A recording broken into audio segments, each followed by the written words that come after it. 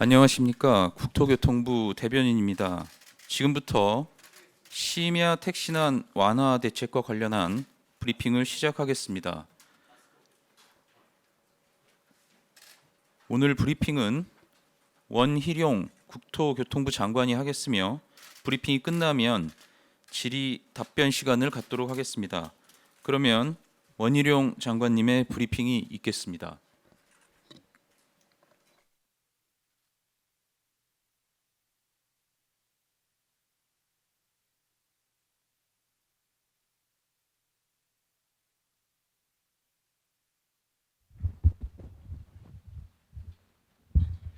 예, 안녕하십니까. 국토교통부 장관 원희룡입니다. 집에 갈 권리를 보장하기 위한 심야 택시난 완화 대책을 보고드리겠습니다. 저는 7월에 자정이 가까운 시간에 서울에 몇 군데를 방문해서 심야 택시난을 직접 체험을 하는 시간을 가졌습니다. 늦은 밤에 택시를 잡는 게 얼마나 어려운지 정말 하늘의 별 따기라는 것을 온몸으로 체감할 수밖에 없었습니다.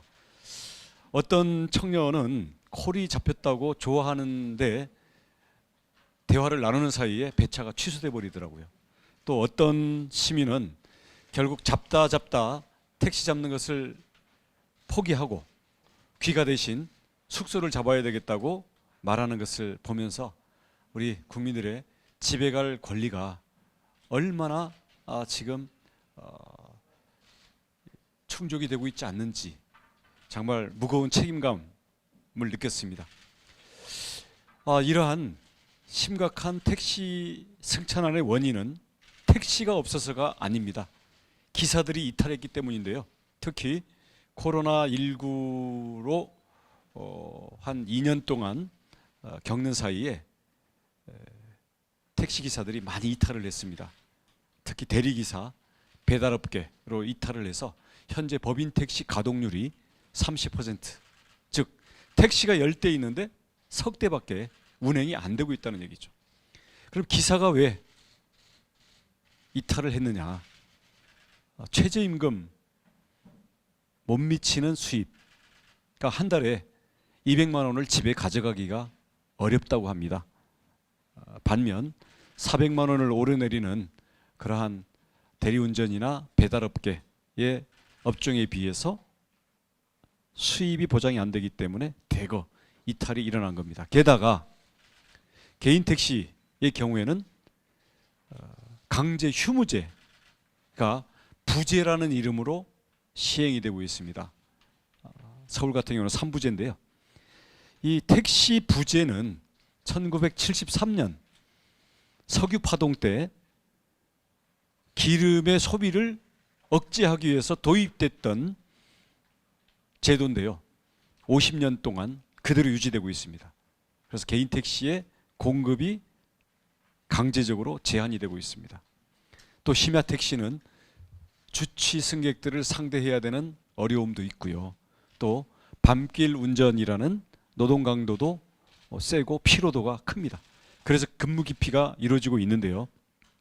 그 결과 택시 배차 성공률이라고 합니다. 20% 평균입니다. 5번 호출하면 한 사람만 성공한다는 얘기고요. 거기다가 5 내지 한 15km 정도의 단거리 내지는 중거리의 경우에는 성공률이 10%도 못 미칩니다. 10사람이 호출하면 9사람은 실패한다는 얘기죠. 그래서 7월 달부터 저희들은 개인 택시, 법인 택시, 또 플랫폼 업계 이런 업계들과 치열한 논의들을 하고 그들의 입장과 이해관계들을 계속 조정을 해왔습니다. 또 모빌리티 혁신위원회 그리고 교통 전문가들과 함께 심도 깊은 논의들을 해왔습니다. 그 논의를 거쳐서 또 우리 국회나 우리 당정 간의 논의 결과를 그리고 지자체들과의 논의를 거친 결과 대책을 크게 3가지 분야로 마련했습니다. 국민의 집에 갈 권리를 보장하기 위해서 심야 택시 공급 확대, 그리고 택시를 넘어서는 모빌리티 전체의 혁신, 그리고 심야 대중교통 확대, 세 가지 분야가 되겠습니다. 첫 번째, 심야 시간 택시 공급 확대입니다. 택시 부재를 전면 해제하겠습니다. 전국에 걸쳐서. 이를 위해서는 지자체들의 선택에만 맡기는 것이 아니라 국토교통부 훈령을 개정해서 전국적으로 전면 해제를 하겠습니다. 단 예외적으로 부재 시행이 필요하다고 판단하는 지자체의 경우에는 저희가 협의를 거쳐서 승인을 하는 경우에만 부재가 운영될 수 있도록 하겠습니다. 춘천시는 이미 자체 판단으로 부재를 완전 해제한 경우 바가 있는데요. 그 결과 심야 택시가 30% 공급이 확대되는 그러한 사례가 있었습니다. 심야 택시에 대해서는 호출료에 대한 선택적 탄력 호출료를 도입하겠습니다. 이게 무슨 말씀인가 하면 현재 3,000원으로 한정되어 있는 심야 택시의 호출료를 4,000원 내지 5,000원, 이건 뭐 가맹형이냐 호출형이냐에 따라 다르겠습니다만은 탄력을 줄 수 있도록 하고, 대신 이는 밤 10시부터 새벽 3시까지 심야에 한정하도록 하겠습니다. 이 탄력 호출료는 전액에 가까운 대부분이 택시 기사에게 우선 배분이 되도록 이미 플랫폼 업계들과 협의를 마쳤습니다. 그동안에는 반반 배분을 하다 보니까 결국 플랫폼 업계에만 수익이 올라가는 게 아니냐, 이런 비판이 있어 왔습니다마는 심야 택시난의 큰 원인이 기사들의 실질적인 수입이 너무나 열악하다는 것이기 때문에 우리가 이렇게 탄력을 줄 호출료는 대부분이 택시 기사에게 배분이 되도록 했습니다. 그리고 실제 앞으로 택시 기사들에게 얼마만큼 배분이 되는지, 그에 따라서 호출 성공률이 얼마나 올라가는지, 또 이에 따른 여러 가지 서비스나 요금 체계의 운영에 있어서 편법적인 문제점은 없는지, 이런 점들을 저희가 연말까지 시범 운영 기간을 통해 가지고 면밀히 모니터링을 하면서 그에 대한 데이터를 전 국민에게 공개를 하도록 하겠습니다. 그리고 호출료의 과도 책정이나 편법 운영 등 문제가 발견이 되는 경우에는 플랫폼 업계에 대해서 개선 조치도 강구하도록 하겠습니다. 그리고 동시에 모든 호출 택시에 대해서 목적지 미표시 제도를 도입하고자 합니다. 단거리 호출은 회피하는 그러한 부작용을 막고 단거리 호출에도 응답하는 택시가 되도록 하겠습니다. 이를 위해서 저희가 호출료에도 탄력을 붙였던 것입니다. 법인 택시에게는 파트타임 근로를 허용하겠습니다. 야간이라든지 아니면 금요일같이 택시 수요가 몰리는 그 경우에만 운행을 할 수 있는 그런 파트타임 근로를 허용함으로써 법인 택시의 공급을 늘리도록 하겠고요. 지금 법인 택시 업계에서 계속 논의가 되고 문제가 되고 이해관계가 지금 부닥치고 있는 법인 택시 리스제, 이는 운유 중인 택시를 일정한 사용료를 내고 빌려서 운행할 수 있는 그런 제도입니다. 그리고 전액관리제, 사실상 월급제인데요. 이 부분에 대해서 찬반이 매우 뜨겁게 업계 내부에서는 갈리고 있습니다. 여기에 대해서는 협의체를 구성해서 적극적으로 논의하도록 하겠습니다. 크게 두 번째, 택시를 뛰어넘은 모빌리티 혁신을 적극적으로 추진하겠습니다.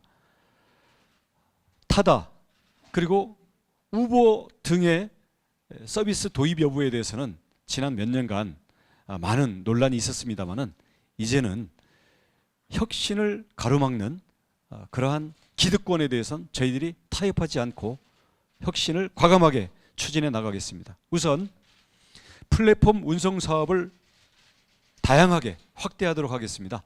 그래서 플랫폼 업계에서 제시하는 새로운 서비스에 대해서는 원칙적으로 적극적으로 허가한다는 입장으로 임하겠습니다. 예를 들어서 심야 안심귀가 서비스 또는 심야 출퇴근 서비스 등이 이미 제한이 되고 있는데요. 앞으로 이를 포함해서 새로운 형태의 서비스도 원칙적으로 적극 허가하도록 하겠습니다. 심야 호출형 심야 버스도 도입하겠습니다. 이는 소위 수요 응답형 버스라고도 얘기를 하고 있는데요. 이미 세종시나 파주 같은 경우에는 시범 운영되는 사례가 있습니다.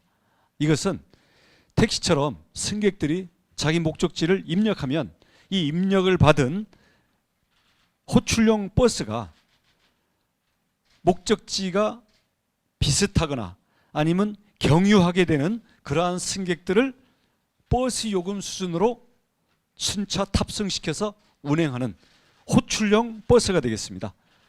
이 부분도 우리 예를 들어서 홍대라든지 아니면 강남같이 택시 승차난이 심각한 지역 또는 지방도시도 마찬가지고요. 여기에서부터 호출형 버스가 도입되도록 하겠습니다.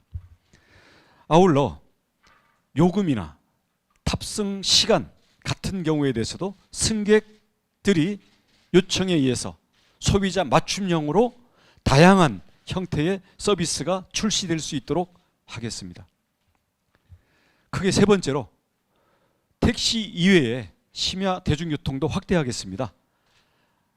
특히 서울시 등과 협력해서 심야 버스가 서울 전 지역을 다닐 수 있도록 사각지대를 해소함과 동시에 동서축, 남북축과 같은 주요 노선을 대상으로 해서는 심야 버스인 올빼미 버스의 배차 간격을 단축하도록 하겠습니다.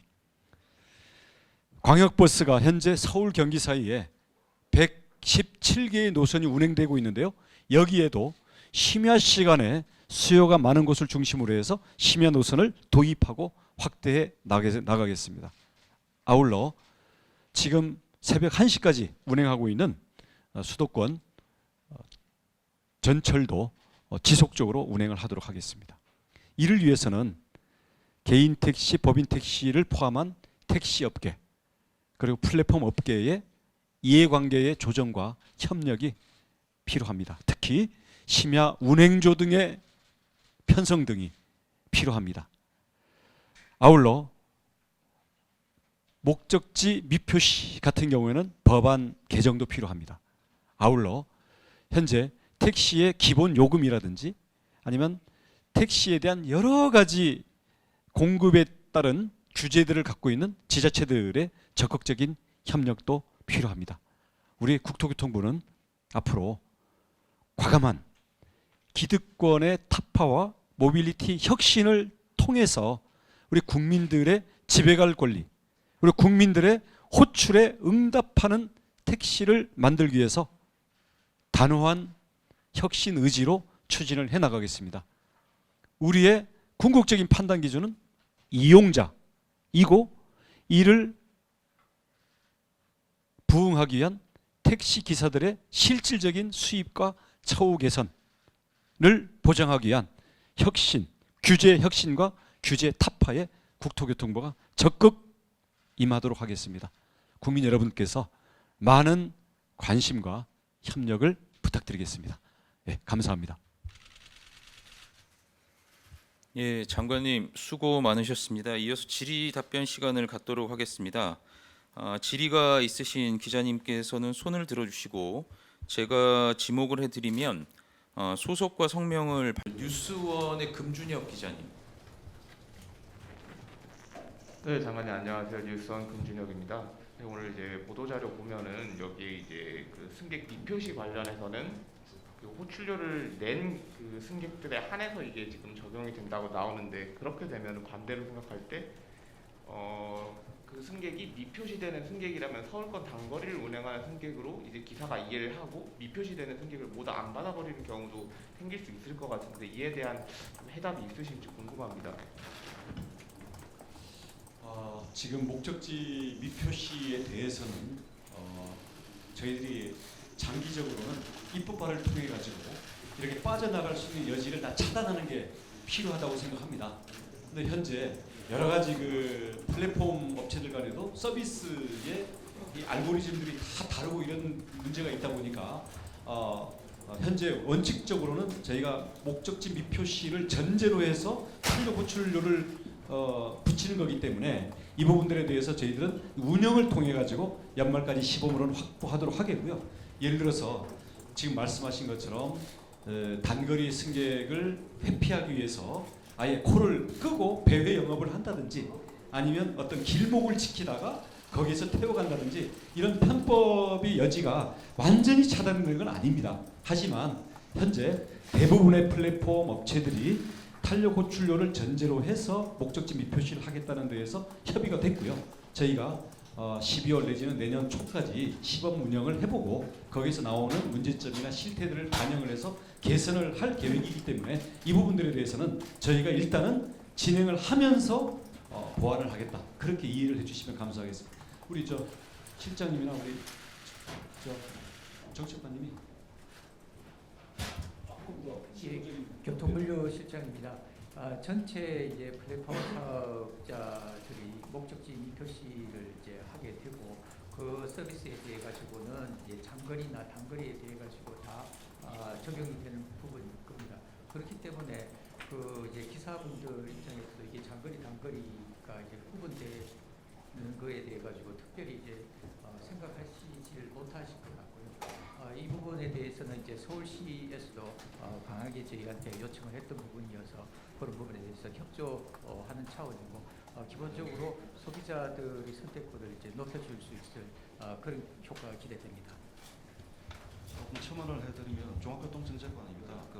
잘 안 들려요. 네, 종합교통정책관입니다. 그 플랫폼에서 호출이 들어올 때 목적지를 미표게 하자라고 한 이 부분은 아까 실장님 말씀처럼 서울시에서도 요청을 했지만 우리 택시협회에서도 여러 차례 건의가 있었기 때문에 저희가 볼 때는 자발적으로 택시 기사님들도 적극적으로 협조해 주리라 저희는 기대를 하고 있습니다. 그래서 이 내용에 대해서도 실제 제도가 시행이 돼서 가는 동안에 어떤 결과가 나오고 어떤 편법들이 발생하는지를 저희들이 하나는 정확한 데이터를 우리가 취합하고 공개하는 것과 함께 현장의 실태 조사와 함께 우리 이용객들로부터 저희들이 많은 그 실태에 대한 이 정보 제공이 필요합니다. 그래서 이런 내용을 놓고 저희들이 좀 더 완벽하게 우리 승객들의 필요에 그 맞는 서비스로 갈 수 있도록 할 테니까요. 그런 것들을 진행하면서 저희들이 개선을 하도록 하겠습니다. 예, SBS 비즈 신채연 기자님. 네, SBS 비지의 신채연입니다. 아까 호출료가 택시 기사에게 가도록 플랫폼 업체랑 협의가 됐다고 설명을 해주셨었는데 이게 법인 택시의 경우에는 기사가 아니라 사업체한테 갈 수 있는 문제가 발생할 수도 있을 것 같습니다. 그래서 그런 경우에 어떤 대안이 있을지가 궁금하고 또 하나 더 궁금한 게 이제 타다나 우버 같은 모델이 활성화가 되면은 이제 기존 택시업계의 반발을 피할 수 없을 것 같은데 이제 그런 경우에 대해서도 어떤 대책이 있는지 설명해 주시면 감사하겠습니다. 이건 무슨 정책관이 예, 그 기존에 있는 배분 비율에 대해 가지고는 저희가 이제 기존 계약 관계도 있는 상황이어서 그 부분은 이제 존중을 할 수밖에 없는 부분이고요. 신규로 이제 추가되는 부분에 대해서는 그 플랫폼이 가져가는 부분하고 기사가 가져가는 부분 이렇게 해서 이제 될 겁니다. 그 과정에서 기사분이 가져가는 비중이 훨씬 높은 비중으로 됩니다. 예, 법인의 경우에도 그렇게 지금 논의를 하고 있습니다. 법인으로 호출료가 들어가는 건 없는 거예요. 예, 지금 기사에게 직접 가고 지금 입금 형태까지도 기사에게 직접 가도록 설계하는.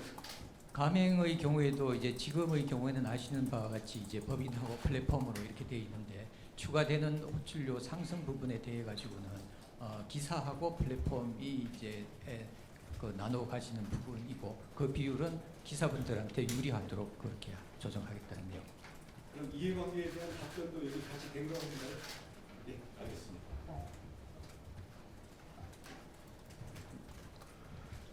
예, 연합뉴스 TV 팽재영 기자님. 그 저기 우버랑 타다 같은 경우도 그렇고 콜버스도 그렇고 이게 법도 고쳐야 되고 그리고 이게 아시다시피 정말 분신도 하셨고 그런 케이스가 있었던 사건들이었잖아요. 이거를 좀 추진한다고 하셨을 때 업계에서의 좀 반응이랑 그리고 정부가 좀 강력한 의지를 보이고 있는데 여기에 대해서의 좀 대화 수준이나 좀 이런 분위기도 좀 알고 싶습니다. 어떤 분위기인지.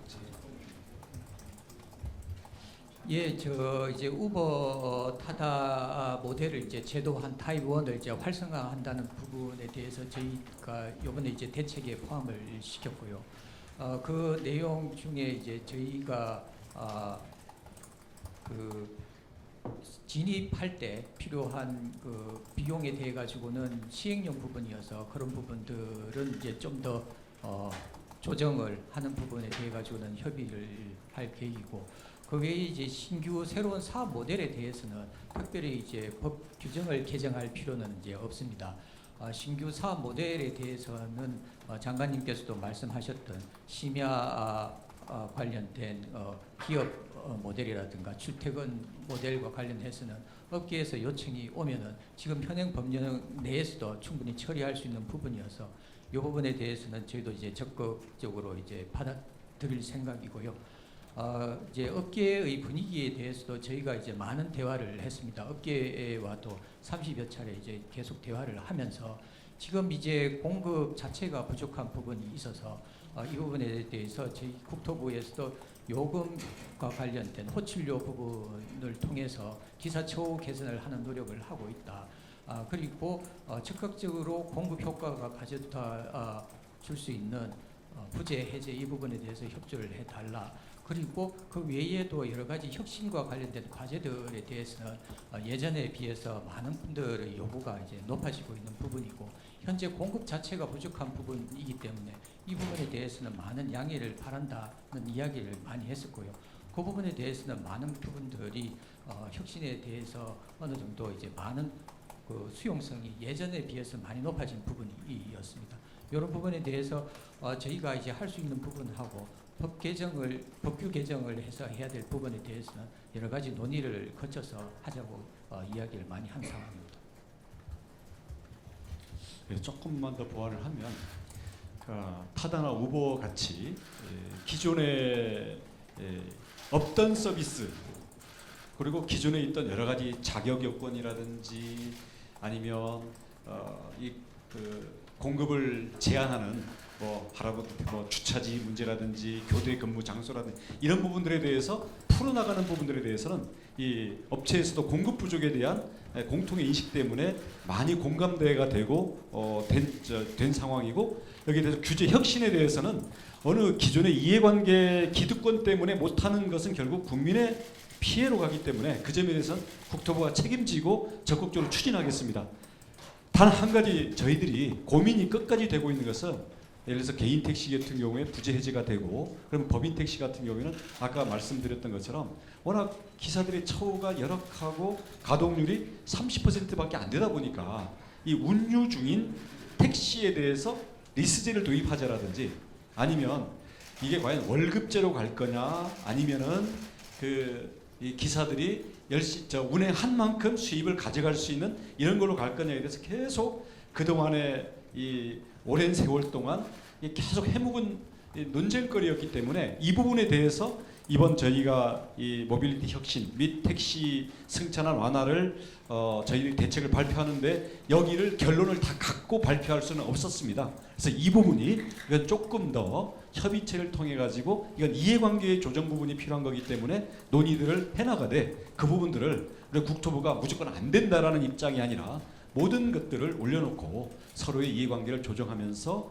결국 국민들에게 택시 공급, 국민들의 부름에 응답하고 또 직접 운행하는 개인이든 법인이든 기사들이 다른 비슷한 이 종류의 그 일자리들에 비해서 택시에 대해서도 충분히 기사들이 복귀할 수 있는 그런 여건을 만들자, 그런 큰 틀에서 저희들이 이런 논의의 장도 적극적으로 만들고 논의들을 적극적으로 임해 나가겠습니다. 뿐만 아니라 이와 관련해서 저희들이 지자체에게 권한을 위임하거나 아니면 지자체든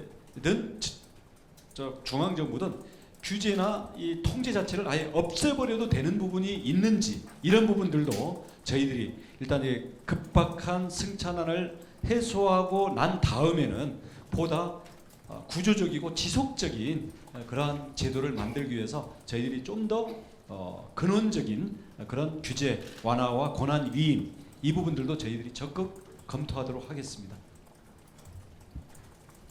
예, 조선비주의 윤희은 기자님. 네, 장관님 조선비즈 유니언입니다.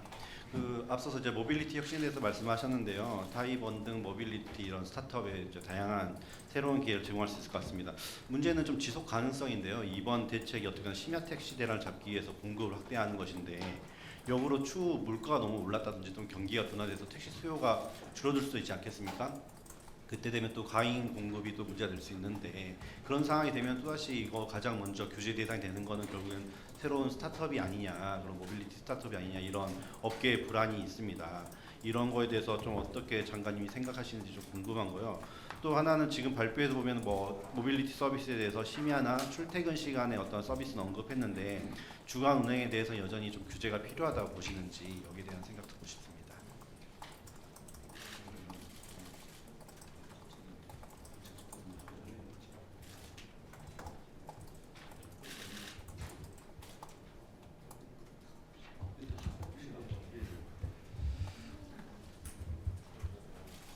우선은 저희가 만든 이번 대책이 당면한 심야 택시난을 해소하기 위한 단기 대책과 그다음에 좀 중장기적인 제도 개선이 같이 포함되어 있습니다. 그래서 지금 당장 급한 심야 택시난은 부재 해제라든지 심야 운행조라든가 그다음에 호출료의 상승을 통한 기사님들의 자발적인 운행 참여를 유도하는 단기적인 대책, 그다음에 제도적인 개선이 다 필요하다고 보고요. 다만 그 주간에 대한 규제 같은 경우는 사실은 택시가 하루 24시간을 놓고 보면은 택시의 공급력이 굉장히 부족한 것은 사실은 심야 시간대입니다. 심야 시간대 택시 공급력이 가장 부족하고 그리고 출퇴근 시간대에는 조금 좀 부족한 상태고 사실 낮에는 택시가 조금 남아도는 좀 그런 측면이 있습니다. 그래서 실무적으로 볼 때는 어떤 주간까지 규제를 할 필요성은 지금 당장은 없다 그렇게 보고 있습니다.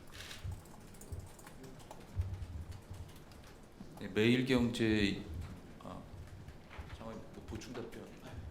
매일경제 이종혁 기자님. 예, 매일경제 이종혁입니다. 지금 모빌리티 혁신 부분에 대해서 계속 여쭙고 싶은데 지금 사실 그 전 정권에서 이제 그 여객 운수 사업법을 개정을 하면서 이걸 저희가 언론과 여론에서 타다 금지법이라고 부르면서 그 타다나 우버 같은 그 택시 면허가 없는 사업자들의 어떤 운수 사업을 제한하는 그런 규제라고 저희가 규정을 했었는데 그럼 국토부의 이번 발표는 그 타다 금지법 등 어떤 그 규제 기조에서 완화 기조로 이제 돌아선다라는 어떤 기조적인 전환이라고 저희가 볼 수 있을지 그걸 우선 여쭤보고 싶고요. 그리고 택시 요금제 같은 경우에는 심야 시간 호출료 인상도 있지만 이제 사전 예약제라든지 구독형 그 요금제라든지 이런 것도 발표를 하셨는데 그렇게 보면 어떤 그 기존 그 세세하게 규정돼 있던 택시 요금제의 그 전면적인 탄력화를 어떤 추진하는 첫 발이라고 저희가 판단을 할 수 있을지 그 두 가지 부분에 대해서 답변을 들어보고 싶습니다. 예. 우선 그 첫 번째로 특히 타다의 사례에서 봤던 것처럼 앞으로 모빌리티에 특히 새로운 서비스 형태가 나왔을 때 이 부분에 대한 전면적인 규제 완화를 뜻하냐라는 건데 저는 단적으로 그렇다라고 답변을 드리겠습니다.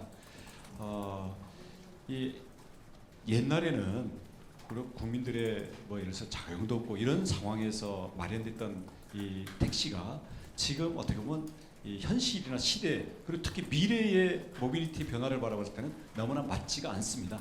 근데 거기에서 그렇다고 해가지고 당연히 그냥 단순히 이게 그냥 쇠퇴돼야 되는 그런 것들이 아니라 특히 현재의 기사들의 수입 문제로 이게 연결되면서 극심한 공급량이 나온 거기 때문에 현재로 저희는 기존의 택시, 개인 택시와 법인 택시는 우선 기사들의 수입을 개선하는 것을 초점으로 해서 이거는 당분간 함께 가도록 하고요. 이 기존의 택시를 넘어서는 비택시 또는 택시랑 연결되면서도 새로운 서비스 형태, 운행 형태라든지 시간이라든지 근로 형태라든지 요금 등등 모든 부분들에 대해서 새롭게 제시되는 그러한 서비스에 대해서 우리가 원칙적으로는 긍정적인 입장으로, 그리고 여기에 대해서 전체적인 그 균형과 부작용을 막는 그런 것만 하지, 이런 부분에 대해서 어떤 것은 원천적으로 안 된다, 이런 부분들에 대해서는 저희들이 모빌리티 혁신이라는 차원에서 임하겠다, 그렇게 말씀을 드리겠고요. 아까 그 두 번째가 뭐였죠? 요금의 어떤 전면적인 그 탄력화를 추진하시는 어떤 이것도 계기라고 볼 수 있을지. 예. 요금 부분에 대해서도 지금 아까처럼 이래서 심지어 앞으로 구독형이라든지 아니면 일정한 시간, 때에는 이미 예약이 돼 있는 것들을 가지고 이 수요를 그때 콜과 응답이 아니라 미리 정해진 이런 부분들을 아마 저는 플랫폼 업체들 같은 경우는 이런 수요들을 개발해서 그에 따른 요금의 제시라든지 이런 것들이 많이 있을 수 있다고 보거든요. 그래서 이거를 저희가 뭐 일률적으로 뭐 요금을 자율화한다 이런 것보다는 아까 첫 번째 말씀드렸던 다양한 내용과 형태의 모빌리티 서비스 혁신을 우리가 적극적으로 열어나간다라는 관점에서 보면 아까 같은 다양한 맞춤형 서비스들이 나왔을 때 저희들이 이런 부분들을 적극적으로 허용하고 이 부분들을 확대해 나갈 거다. 그런 면에서는 앞으로 다양한 형태의 서비스가 제안이 되고 발굴이 되고 또 그게 국민들의 소비자들의 호응이 많은 쪽들이 저희들은 우리 역외군송 시장에 강자로 등장하기를 바랍니다. 예, 이데일리의 하진아 기자님. 네, 그 서울시에 적용되는 걸 보니까 택시 부재 제도 개선 같은 경우에는 해제하도록 권고할 예정이라고 보도자료에 나와 있고, 또 그 탄력 호출료 같은 경우에는 당장 적용하지 않고 조정 검토를 하겠다 이렇게 나와 있더라고요. 그래서 서울시와의 좀 협의가 어디까지 좀 진행이 된 건지 좀 여쭤보고 싶습니다.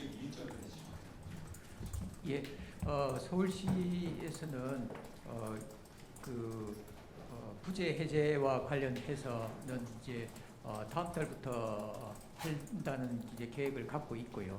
저희는 그거보다 더 좀 빨리 당겨서 10월 중에 부재 해제가 될 수 있도록 해달라고 공문 요청을 드리려고 지금 그렇게 생각하고 있습니다. 그래서 그 부분에 대해 가지고는 특별히 이제 서울시와의 협조 이 부분 잘 되고 있다는 말씀을 드립니다. 호출료 조정과 관련해서는 저희가 이제 심야 호출료 조정과 관련해서는 플랫폼사하고 관련해서 저희가 협의가 거의 끝난 부분이 있기 때문에 이 부분은 이제 플랫폼사에서 준비가 되는 대로 10월 중에 이 부분이 이제 시행이 될 것으로 생각됩니다. 조금만 보충하면 부재 해제 같은 경우에는 지자체마다 형편들이 조금씩 다릅니다. 택시의 공급과 공급 현황이 좀 다를 수도 있고요. 또 이 법인 택시와 개인 택시의 또 해묵은 이런 이해관계에 문제가 있다 보니까 아무래도 이게 지자체는 이런 이해관계라든가 아니면 그로 인한 어떤 사회적인 이런 관계들에 대해서 또 형편들이 다 다르기 때문에 이런 부분들에 대해서는 일률적으로 지자체에 맡겼을 때 춘천처럼 푸는 데도 있고 아니면 이거를 사실은 부재 해제에 대해서 매우 소극적인 데들도 있고 이게 들쑥날쑥하기 때문에 이 부분들에 대해서 우리 국토부가 훈령을 개정해서 이 부분은 전국적으로 일률적으로 푸는 걸로 저희들이 할 겁니다. 풀 수 있는 정확한 시행 일자는 그러니까 그게 조금 시간이 훈령을 개정하는데 실무적인 시간이 걸리기 때문에 그 이전에 부재를 해제하는 데 있어서는 협조를 요청할 수밖에 없기 때문에 이 부분에 대해서 우리 특히 서울시의 경우에는 서로 협의 과정이 있는데 뭐 거의 이 부분들은 잘 진행되고 있다라고 말씀을 드릴 수 있겠고요. 그다음 호출료 같은 경우에는 이미 플랫폼사들이 기존에 진행하던 이 사업 모델들을 다 바꿔야 되는 거지 않습니까? 요금이라든지 이런 그 목적지 미표시라든지 이런 것들을 바꿔야 되기 때문에 이런 것을 실무적으로 이 시설들이나 프로그램들을 바뀌기 위한 한 2~3주 정도의 시간이 좀 필요합니다. 그래서 저희들이 10월 중에 이 플랫폼사들의 이 탄력 호출과 이 호출료가 대부분 기사들에게 갈 수 있도록 하는 그런 장치까지도 이달 중으로 마치고 시행을 하게 된다. 그렇게 말씀을 드리겠습니다. 예, 한국경제 이혜인 기자님. 네, 한국경제 이혜인입니다. 오늘 말씀해주신 게 이제 기사 수익 개선이라는 취지에 좀 방점이 찍힌 것 같은데요. 이제 수요자 입장에서는 오늘 발표해주신 호출료 인상뿐만이 아니라 정부 대책이랑 별도로 서울시에서 기본 요금을 4,800원으로 올리겠다고 한 것까지 이제 감안을 하면 새벽 2시에 앱으로 택시를 부르는 경우에 기본 요금이 이제 11,000원 정도에 달하는 금액이 됩니다. 그래서 좀 이게 수요자 입장에서는 부담스럽지 않을까라는 우려에 대해서 장관님께서 어떻게 생각하시는지 궁금하고, 그리고 두 번째로는 이렇게 부담이 늘어난 상황에서 택시 공급이 눈에 띄게 늘지 않는다면 그때는 또 다른 대책이 준비되어 있는 게 있는지 좀 여쭙고 싶습니다. 예, 이 기본 요금은 장거리, 단거리, 또 주간, 야간 관계없이 획일적으로 적용이 되는 것이기 때문에 실제로 우리 국민들에게 부담이 되는 건 사실입니다. 그러니까 그래서 이게 기본 요금을 올리다 보면 미투기까지 다 고쳐야 되기 때문에 이건 시행이 돼도 지금 결정해도 내년 2월에야 이게 적용이 될 수 있는 거기 때문에 일단 저희 국토교통부로서는 현재 코로나가 지금 풀리면서 이제 귀갓길이 너무나 지금 국민들이 고통을 겪고 있기 때문에 기본 요금과 관계없이 저희들이 홀출 탄력과 여러 가지 서비스들의 허용을 통해 가지고 공급의 막힘 현상을 일단은 풀겠다는 거고요.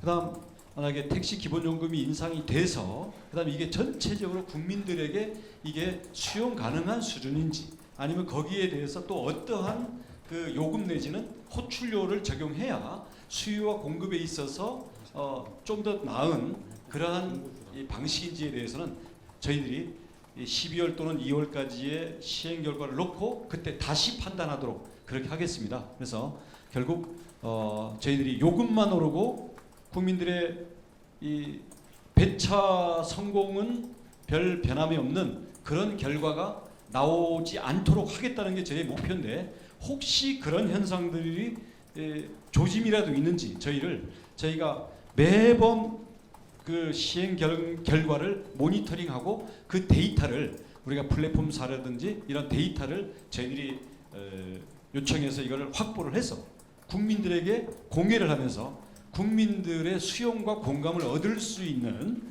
그러한 택시 공급과 요금 체계 그리고 플랫폼 이 서비스가 될 수 있도록 하겠다는 말씀을 드리겠습니다. 그래서 그것을 미리 최악의 결과만을 예단해서 현재 단계에서 이야기할 필요는 없다. 저희들이 그걸 막고 그걸 개선하기 위해서 저희들이 연말과 내년 2월까지 모든 것들을 면밀하게 모니터링하면서 그때그때 조정을 해나가겠다. 이렇게 말씀드리겠습니다.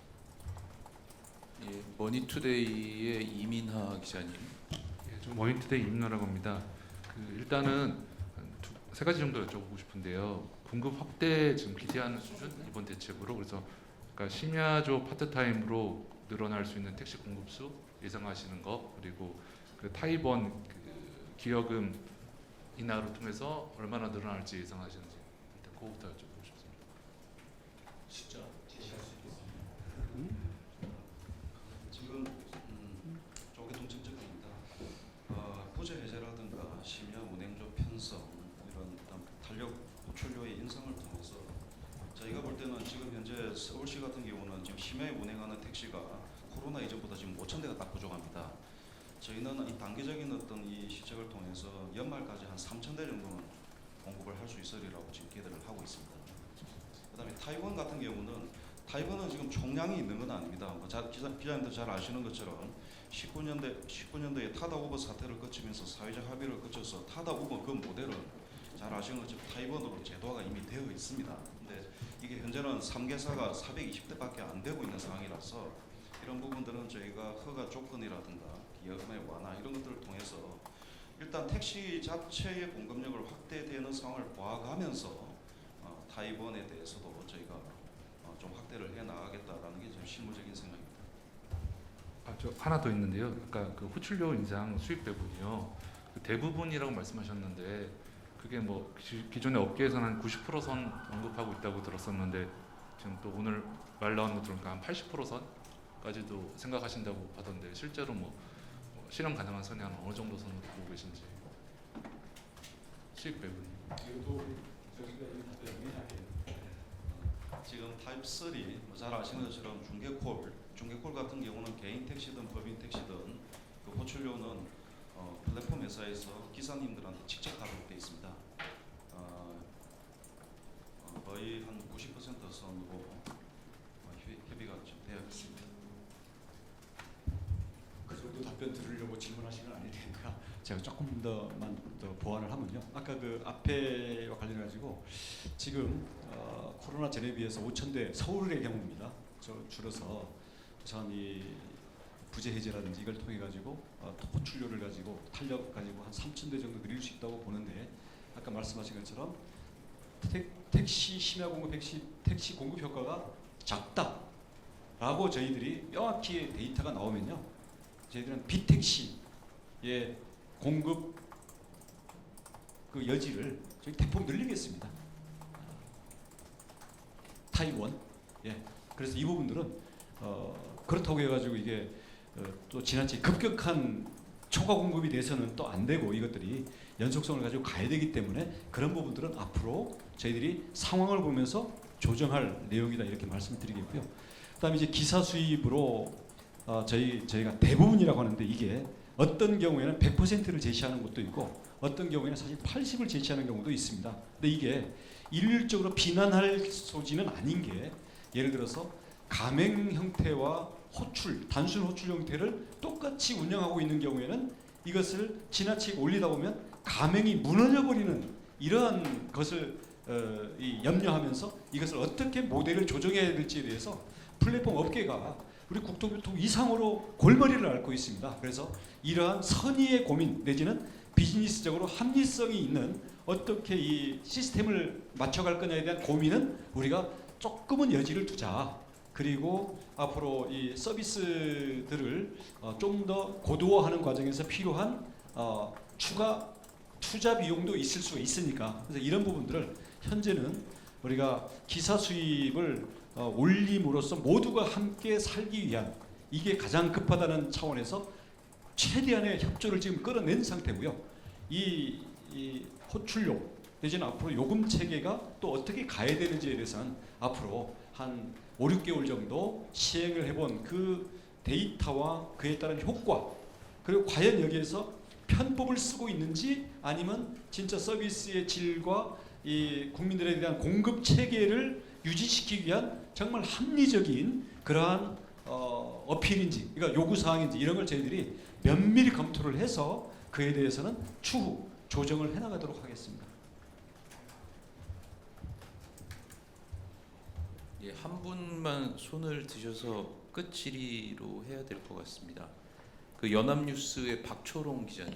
예, 방금 말씀하신 부분 조금만 추가적으로 좀 여쭙고 싶은데요. 그래서 그 데이터를 분석해 보시고 뭐 좋은 데이터가 나오면 좋지만 만약에 좋지 않은 데이터가 나온다면 호출료를 뭐 다시 되돌리는 방안이라든지 조정하는 걸 다시 한번 국토부에서 검토할 수 있다 이렇게 이해를 하면 될까요? 지금 탄력을 준 호출료를 뭐 다시 뭐 원복시킨다 이런 단순한 것보다는 저희들이 데이터가 지금까지는 데이터를 저희는 그냥 요청 또는 자발적으로 해서 그때그때 받았는데요. 앞으로 데이터에 기반해서 이 서비스나 요금 체계가 갈 수 있도록 저희들이 전반적인 구조를 바꿀 생각입니다. 그래서 데이터가 나오는 결과를 보고 조정할 것은 좀 더 폭이 넓은 그런 것이지 단순히 호출료를 원복시키냐 아니냐 그거는 좀 넘어서서 생각을 하는 게 좋겠습니다. 모든 게 다 열려 있습니다. 추가 질의 한 분만 그럼 더 받겠습니다. 연합뉴스 최평천 기자님. 네, 안녕하세요. 연합뉴스 최평천인데요.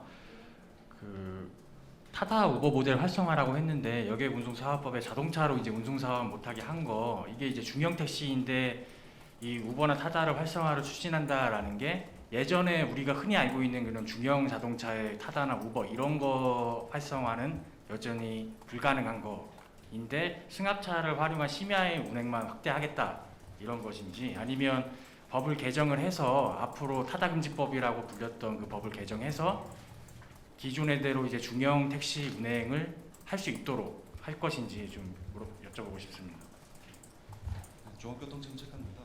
잘 아시는 것처럼 타입1 자체가 과거에 타다하고 우버가 서비스하던 모델은 똑같습니다. 과거에 타다가 대형 승합을 가지고 유상운송 서비스를 했고, 우버도 대형 승합과 자가용을 가지고 했는데요. 타입1이 과거에 타다와 그 우버 그 회사가 지금 타입1을 하고 있지 않을 뿐이지 다른 회사들이 하고 있지만 과거에 타다와 우버가 하던 모델은 똑같습니다. 그래서 다만 거기 이제 허가제고 허가 조건이 좀 까다롭고 좀 기여금 때문에 조금 활성화가 안 돼 있는 부분이 있기 때문에 그런 부분들은 택시 공급을 확대시켜 나가는 과정에서 활성화시켜 나간다는 게 저희들 생각입니다. 지금 말씀하신 것처럼 뭐 중형, 대형 뭐 이런 데서 현재도 예를 들어서 현재 택시 요금 체계 밖에서 비택시로 영업을 하고 있는 그러한 종류의 지금 승객 서비스들이 이미 있습니다.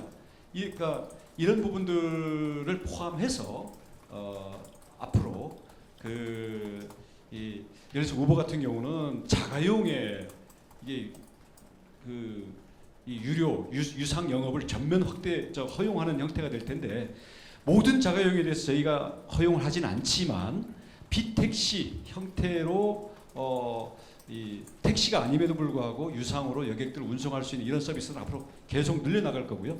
타다는 역시 대형 승합의 그러면 렌트카의 기사가 결부된 형태로 원래 시작이 됐던 건데, 이런 부분들도 현재 이미 열려 있습니다만은 아까 얘기했던 것처럼 이런 부분들이 택시 면허의 범위 내에서 한다든지 아니면 조건이 너무 까다롭게 돼 있다든지 이런 부분들에 대해서 저희들은 이미 큰 틀에서는 타입1 자체는 열려 있는 거기 때문에 앞으로 이 수요 공급 체계라든지 수요 공급 상황을 보면서 이쪽을 더 열어야 되겠다라는 그런 판단이 있을 수도 있고, 그걸 넘어서서 미래의 모빌리티 혁신을 주도해 나갈 수 있는 그런 서비스 내지는 그러한 그 영업 형태다라고 하고 국민들의 호응이 큰 그러한 부분들이 열린다면, 이런 부분에서 우리는 몇 년 전처럼 이게 기존의 이해관계 때문에 이것을 막기 위한 것들이 아니라 원칙적으로는 이 부분들에 대해서 적극적으로 허용하는 입장으로 자세를 취하겠다.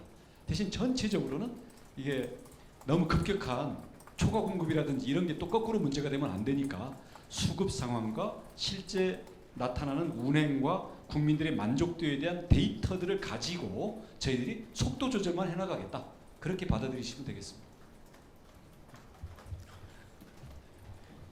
이번에 진짜 마지막으로 하겠습니다. SBS 조윤아 기자님.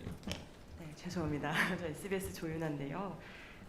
여기 오늘 대책에는 사실 리스제에 대한 내용은 구체적으로 없는데, 리스제에 대해서 이제 뭐 개선 검토하고 협의체 구성한다고 돼 있는데, 구체적으로 지금까지 좀 논의된 부분이 있는지, 됐다면 어디까지 좀 얘기가 됐는지 궁금합니다.